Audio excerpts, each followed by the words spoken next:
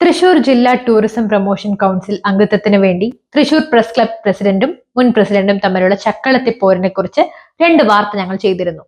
വാർത്ത നിഷേധിച്ച് Thrissur press club ഇറക്കിയ പ്രസ്താവനയിൽ ഒരു അക്കിടി പറ്റിയിട്ടുണ്ട്. പ്രസ് ക്ലബ് എക്സിക്യൂട്ടീവ് യോഗത്തിൽ പങ്കെടുത്ത ആരോ ഒരാൾ വാർത്തകൾ ചോർത്തുന്നുണ്ട് അത്രേ.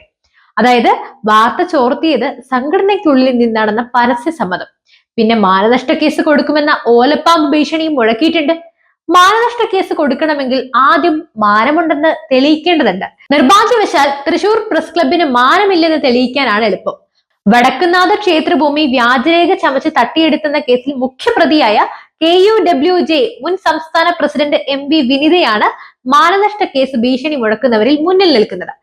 തൃശൂർ ഈസ്റ്റ് പോലീസ് സ്റ്റേഷനിൽ രജിസ്റ്റർ ചെയ്ത 3522/2020 നമ്പർ FIR-ലെ വ്യാജരേഖ ഭൂമി തട്ടിപ്പ് കേസിലെ പ്രതികളുടെ പേര് പരിശോധിച്ചാൽ കഥയറിയാം.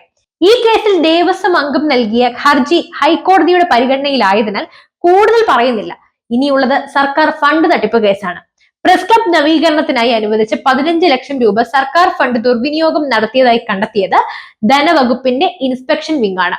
ഈ റിപ്പോർട്ടിന്റെ അടിസ്ഥാനത്തിൽ വിജിലൻസ് പരിശോധനയും നടക്കുന്നുണ്ട്. തട്ടിപ്പിന് ഉത്തരവാദികളായ ഭാരവാഹികളുടെ പേര് വിവരങ്ങളും റിപ്പോർട്ടിലുണ്ട്. മാനനഷ്ട കേസ് ആവേശ കമ്മിറ്റിക്കാരെല്ലാം ആ പട്ടികയിൽ ഉണ്ടെന്നാണ് തമാശ.